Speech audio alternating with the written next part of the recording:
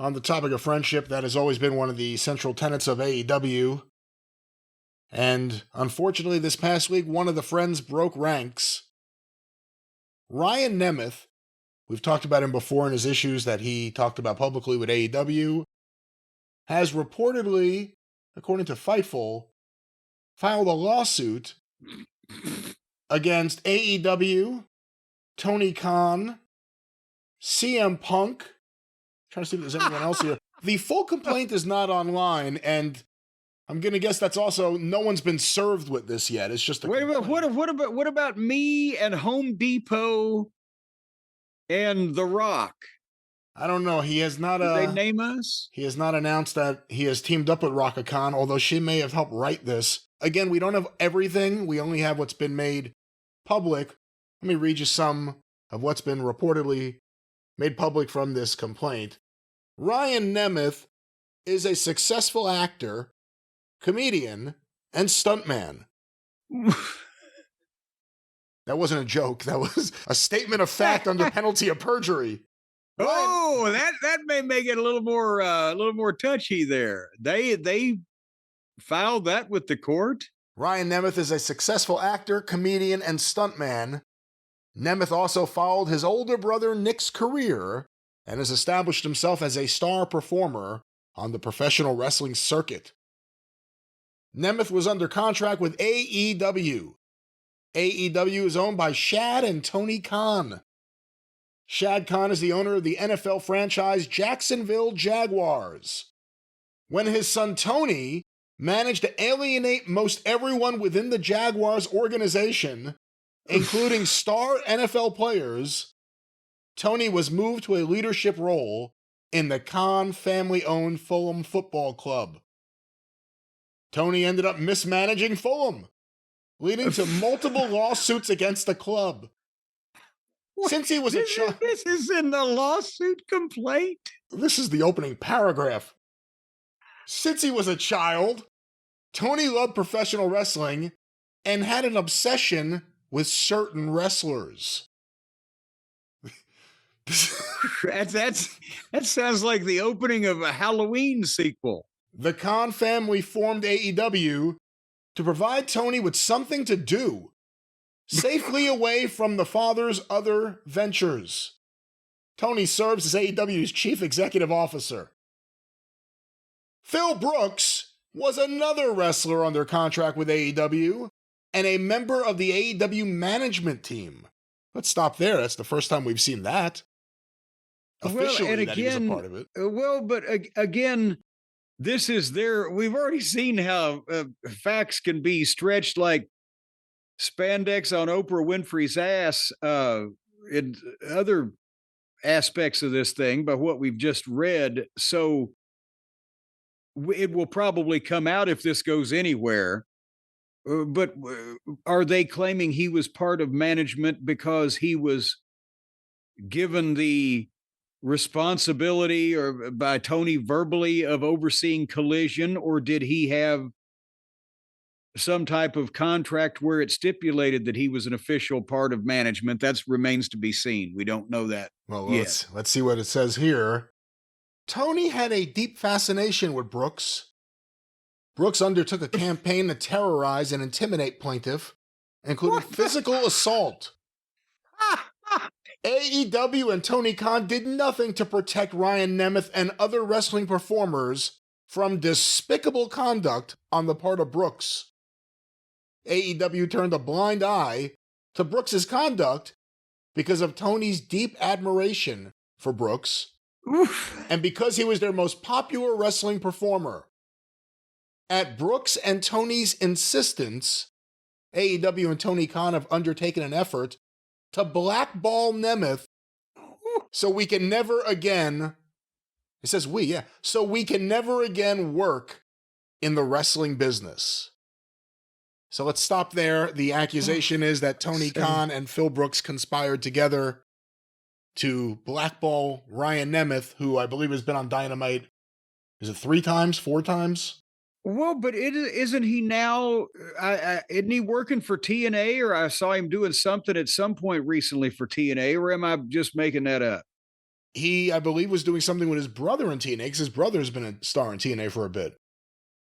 Okay, so his case here is, besides the fact that it's worded in such a ridiculous way and it's so ludicrous on the face of it, he was there before CM Punk came into AEW. He's been on and off there for a few years. And remember, at one point I say, I admire his self-promotion. He's trying, unlike a lot of the other goofy indie guys that would come in and try to have the Arena Mexico main event, with whoever. He knew he was being used as a job guy, and he was taking the bumps and doing the job, but still trying to get his personality noticed instead of doing a bunch of fucking moves. And he was all over Twitter and the social media with the Hollywood hunk, and he's trying to get a gimmick over. He was working hard at that. Kudos for the effort. And I think, honestly, the way this is written, instead of and with no facts behind it, instead of a serious document, it's a way to get attention, get himself over, and potentially have Tony, who has more money than he can fucking burn in the goddamn furnace, to just get him to go away because he's a distraction. But point being, the story is that he was a guy that was there forever, and they used him 5 times on TV, and he never won a match. And he was in a group of other job guys that maybe got to speak every great so often.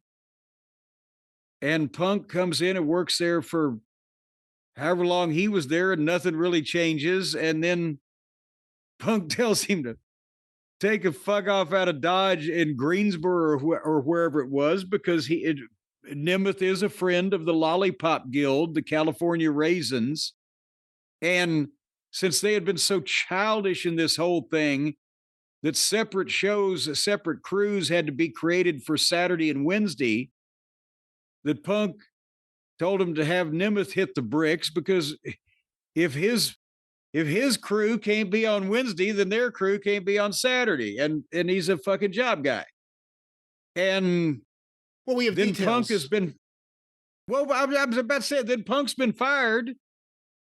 So how the fuck, for the past year and a half or however long it's been, so how the fuck are Tony and Punk still conspiring to fuck with this guy's career when Tony fired his co-conspirator 2 years ago or a year and a half ago?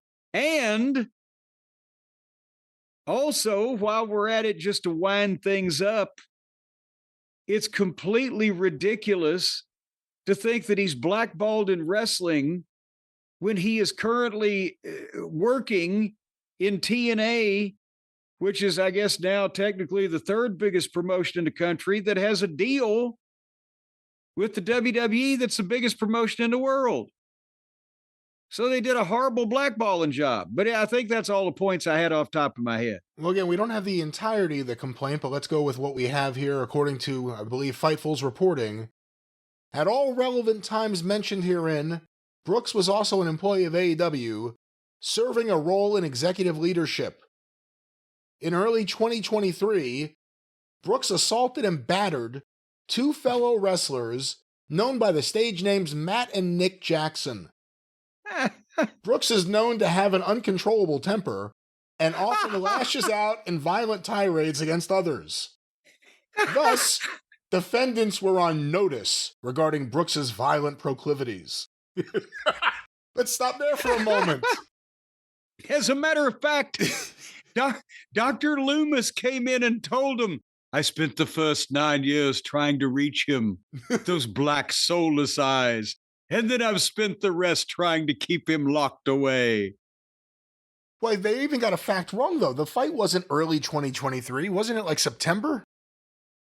It was in the years are blurring now. Forget about the year. It was in September 2022. Yeah.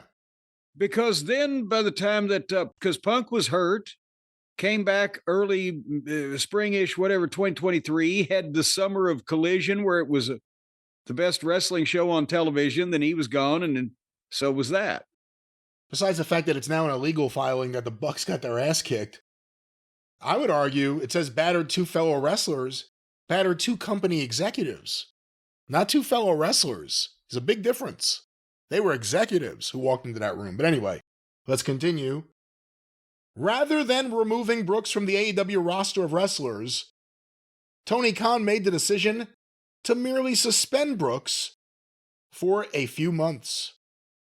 Brooks is one of AEW's most popular wrestlers, and Khan did not feel that Brooks could be removed without a substantial loss in profit for AEW. Further, Khan has a very deep personal affinity for Brooks.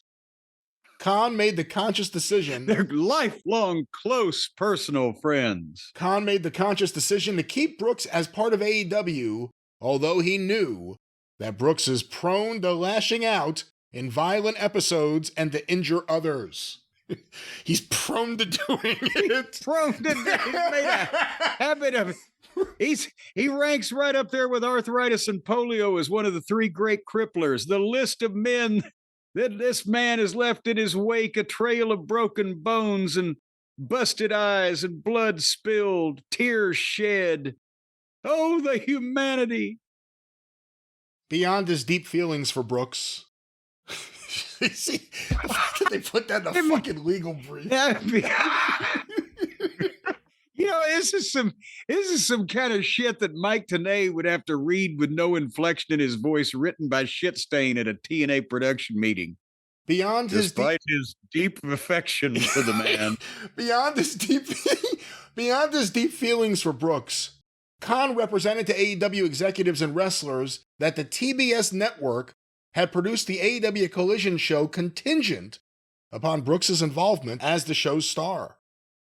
This was all the more reason for Khan to keep Brooks in spite of his violent propensities.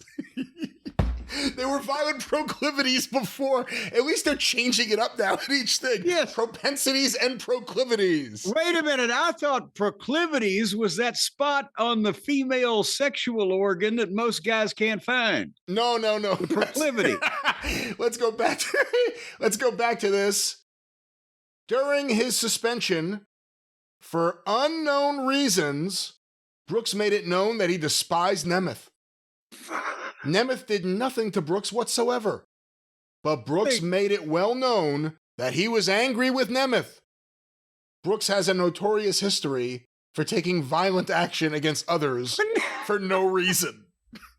Fucking Al Capone got better press than this.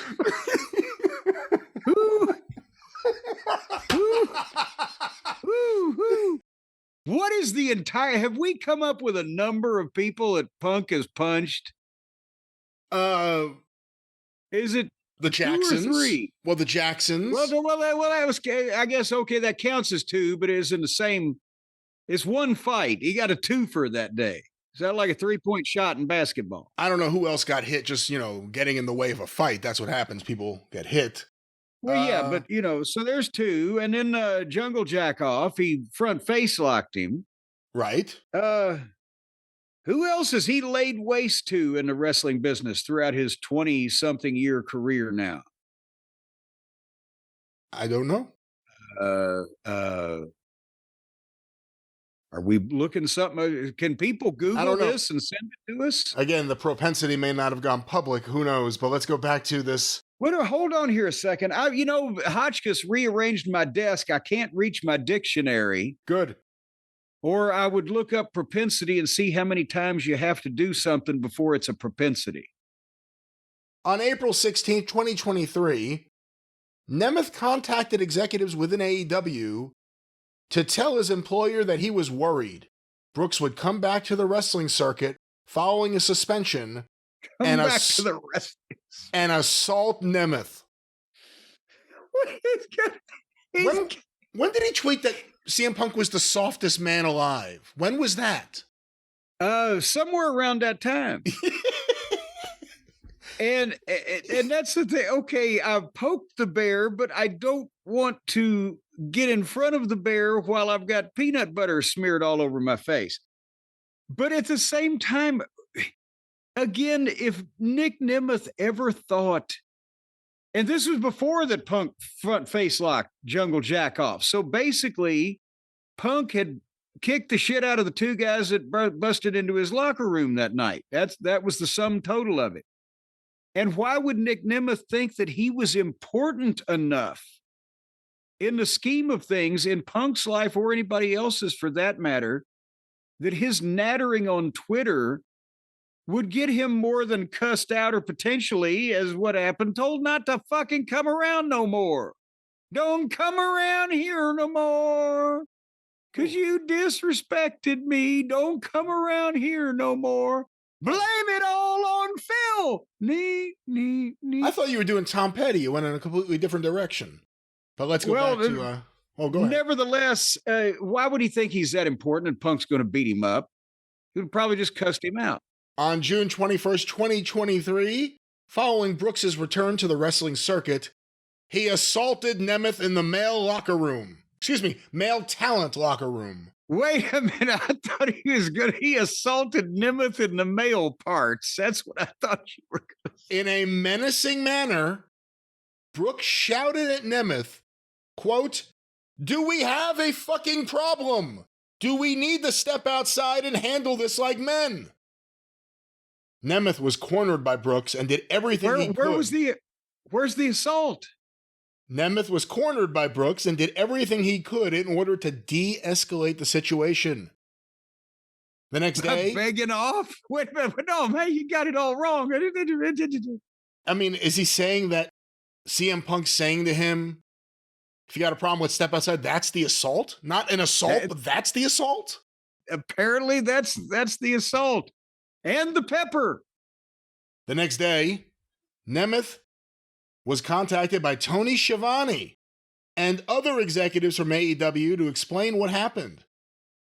Nemeth calmly and factually explained that he was attacked by Brooks in the locker room. Attacked. Following the assault, nothing happened to Brooks as far as punishment from AEW. It is well known in the wrestling industry that benching a wrestler is a form of punishment. That is, the wrestling performer is not scheduled for a match and thus is not paid. Benching a wrestler is a customary manner of punishing a wrestler. Let's stop there for a moment. What are your thoughts on benching a wrestler? Is it the same as benching a right fielder? I think actually it's probably the weight bench there where he's bench pressing all the weight that he can handle. No, it's the lawyer's term. Nobody says we're going to bench this guy. We're not going to book him. And that again, Nick Nemeth was on a per night contract. When we book you, we will pay you X dollars when we book you. And again, you're talking about a dispute with the highest paid contract star in the company at that time. If he wasn't, he should have been. So how is this even a goddamn discussion? Dipshit, you should have kept your mouth closed. Whether they're your friends or not, Punk doesn't care. But if you're going to call attention to yourself by being a smart ass, then you lose. It's Hollywood, and you're a bit player going up against Gloria fucking Swanson. Following the incident with Brooks, Nemeth greatly feared being benched by AEW. Nemeth spoke with AEW's in-house counsel and attorneys from Latham and Watkins, outside counsel for AEW. All of the attorneys promised that Nemeth would not be benched. Following his June 22nd conversation with Tony Schiavone, etc., et al., Nemeth was not booked for a match for over 2 months. Because Nemeth was not booked for matches, his income stream from AEW dried up.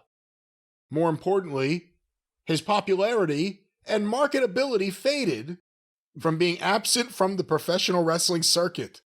Wait a minute, he's on TV like 5 fucking times.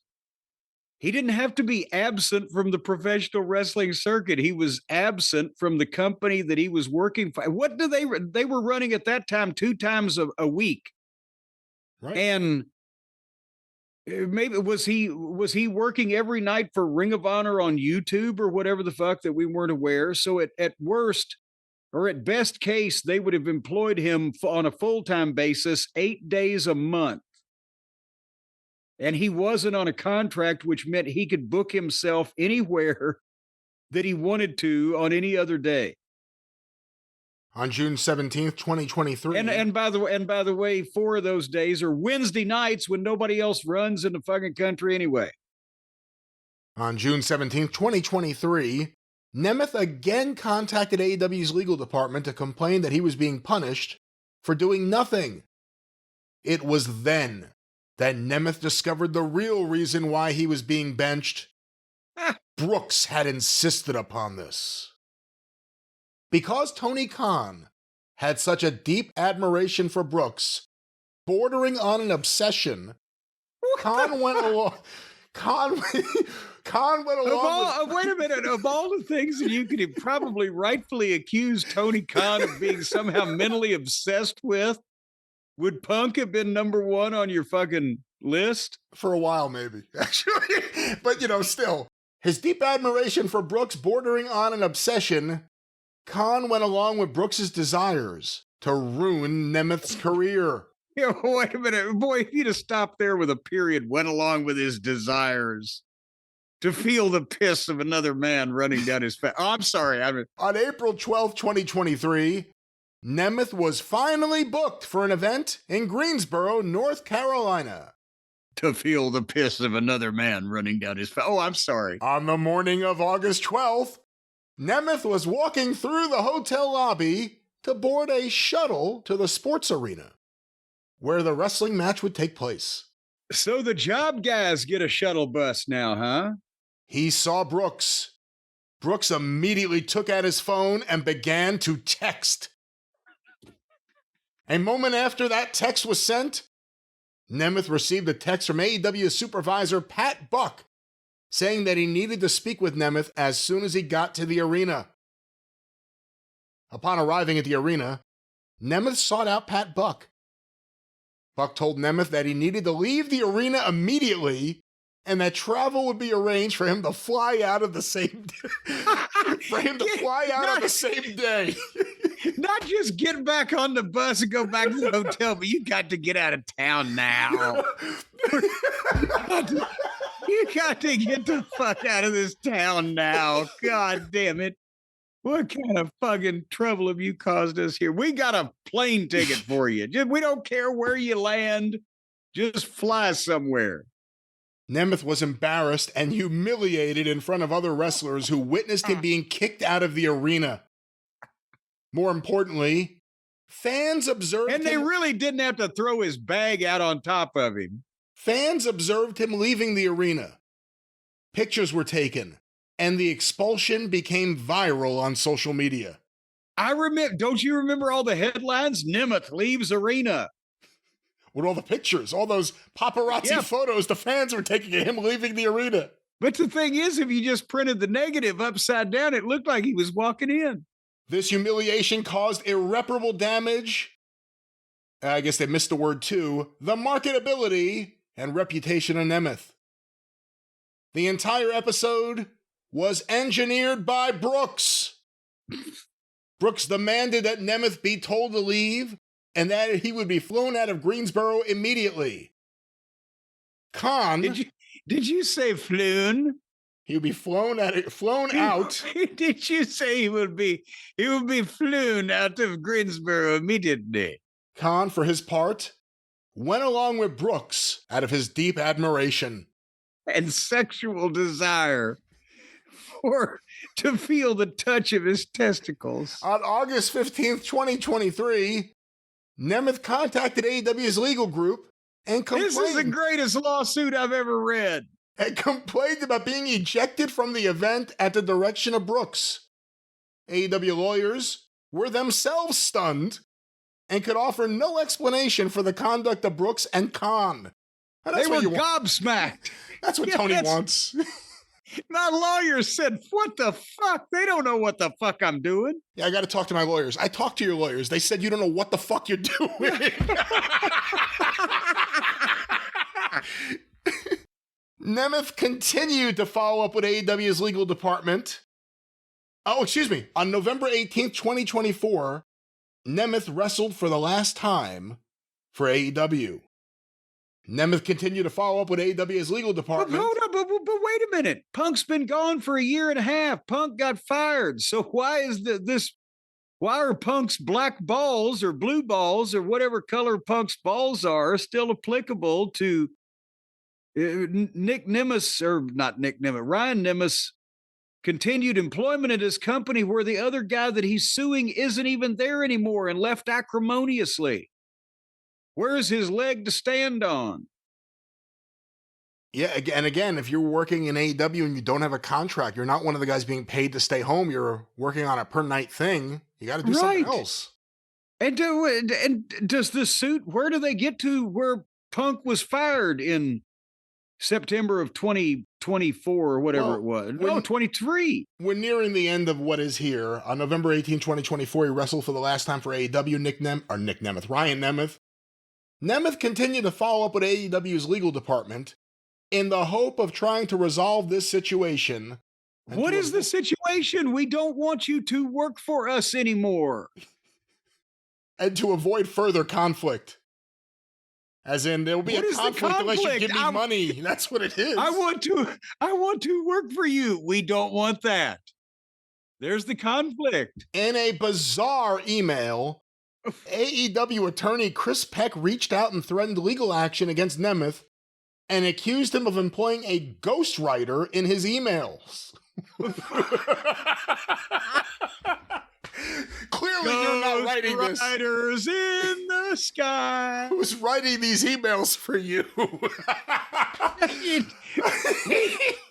We've talked to you before. We know you're not capable of spelling all these words. On November 25th, 2024, Brooks left AEW to wrestle for the organization's main competitor, WWE. Wait a minute. What date? A wrong date, November 25th, 2024. A year later. It was 2023, and he didn't even last till November. Remember, it was warm weather. Well, he debuted at Survivor Series, but he was already gone from the company from AEW before that. That wasn't when he left AEW. Yeah, no, he left AEW right after the stadium. The stadium was September, right? Let me go back to the last few here. Khan was heartbroken by the departure of Brooks, his idol, and that he adored in every way.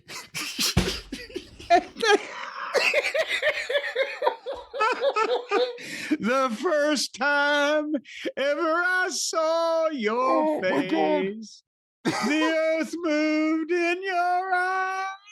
Khan was heartbroken by the departure of Brooks, his idol, and that he adored in every way. Khan was furious with Nemeth. Khan believes that Brooks left AEW because of Nemeth. It was Nemeth. Nemeth. The defendants have embarked on a campaign to blackball Nemeth from professional wrestling. Specifically, Tony Khan blames Nemeth for Brooks leaving AEW and has used his significant resources to make sure that Nemeth can never again make a living in wrestling. Well, wait a minute. Shouldn't he be able to, besides the fact that, as we just mentioned, he's in TNA, which is now working with WWE, and he's probably making about the same thing there he's making in AEW, but how can they shouldn't they blame Jungle Jack for Punk since that was Nemeth had nothing to do with any of that. You want to talk about what killed your way to make a living in wrestling? This suit. It was Perry that you would have to blame, and that should be the word, blame, for Punk no longer being there, because he's the one that actually caused the goddamn mess. Because he couldn't fucking stop being childish and shut his dick liquor either. And finally here, the conduct of each of the defendants was malicious in that defendants intended to cause injury to the plaintiff. Defendants acted willfully and with a conscious disregard for the rights of the plaintiff. And that's all we have from this purported suit. Ryan Nemeth has filed against AEW, Tony Khan, CM Punk, et al. Who is Al? I've always wanted to know. Again, we'll see what happens. This reads like it's a shakedown of Tony Khan. And anyone Well, else, yeah, anyone else, he can get a few bucks out of, like CM Punk or Shad Khan. This just well, he ain't going to get any money out of Punk, and if you get money out of one con, you get money out of all the cons. But I don't even know if it's the more serious attempt is just to get go away money just from Tony to settle a lawsuit and avoid bad publicity and the fans not liking him, which we know is a sore spot with Tony.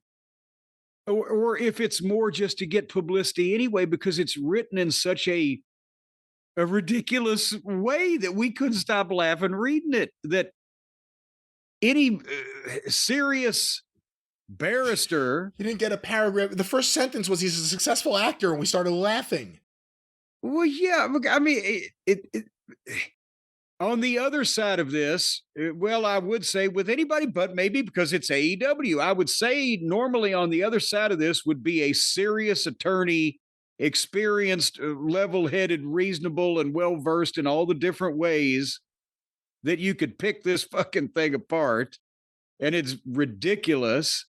But since it's AEW and their legal staff, holy mackerel, I don't know. They picked a few doozies on that one since they've been in the wrestling business. Can I ask you a question based on your experience in Titan Tower? And it was a long time ago, different company, everything, Is it the case that any talent could just reach out to legal at any time about any issue they feel they're having? They reach out to legal, not HR, not anything else, but legal? Why is he reaching out to their outside counsel and their inside counsel on multiple occasions? What the hell is that about? That's the thing.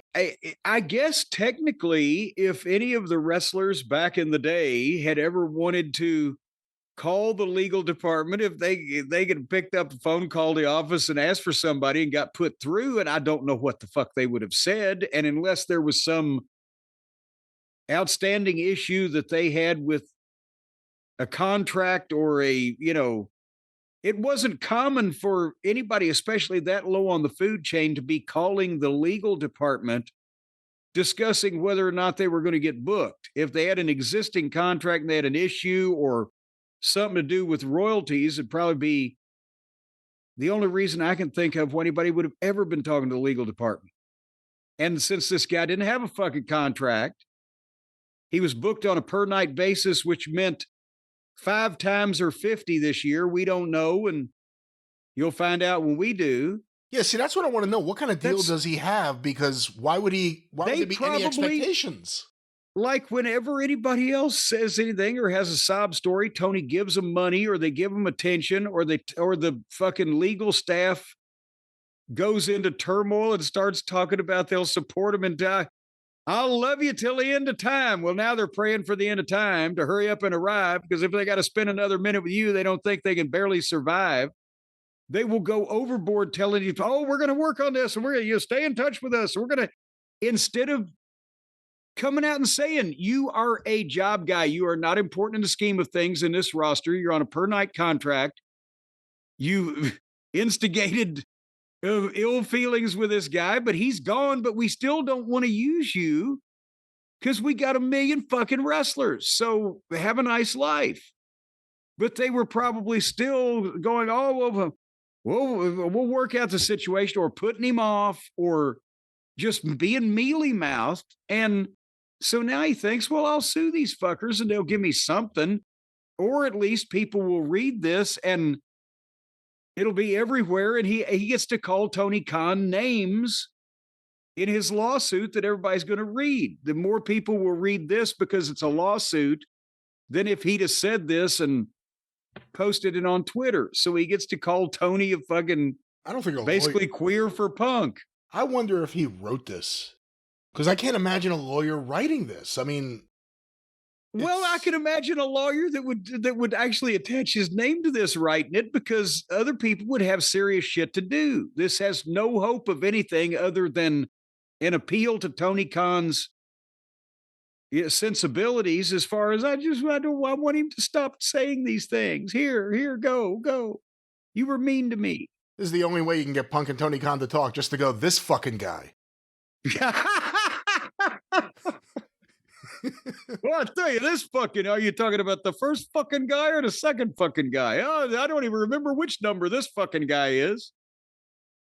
But yeah, it's publicity and it's a stunt and it's a Hail Mary. That's what I see it as, a Hail Mary. I think Tony Khan, for all of his faults, he did not blackball Ryan Nemeth from. He's not the reason WWE is not going to hire Ryan Nemeth. Tony Khan's not the reason. You are correct. If Tony Khan could blackball someone, he would just send them to Bulgaria and pay them until they could leave. That's his way of blackballing people. But Jim, unfortunate for Ryan Nemeth, people like CM Punk may have some friends, may know some attorneys, may know the right attorney who knows wrestling, and will kick the shit out of anyone who gets in his way. Well, you are correct about that. And that's why back in the old days, back in the dark ages, the wrestlers weren't calling up the legal department. But now, if you've got a legal department that needs to be called to tell them that something's illegal, that they've legally done illegally, then we got a legal eagle that's going to be a beagle on top of your case. Then he's going to turn into a bulldog and all those other aphorisms. And it's this man, the one, the only. Call Stephen P. News.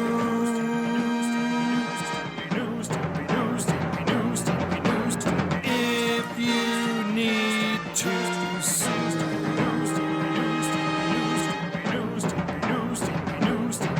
An outlaw mud show or two. He'll sue the rest.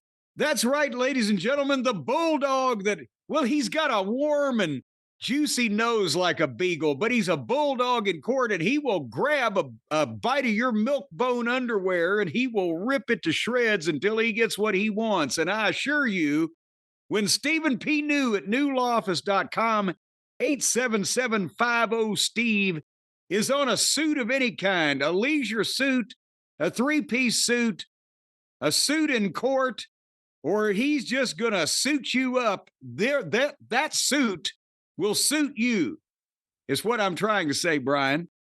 Have you ever wanted to be suited by a suit? You will be suited by the suits brought by Stephen P. New, newlawoffice.com.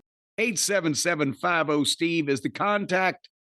Name and number for the person who can bring you to the promised land of justice. Oh, we have the time, but if I could only say what I want to say right here on the podcast now. But more will be coming sooner or later, folks, about the various suits of Stephen. Much more to come. The suits of Stephen are going to be more important than the coat of many colors. I can't wait. I can't wait to tell you about what's going to come. There may be a whole line of new programming to tell you about what's been going on. But Stephen P. New, the man for you. 877-50-STEVE.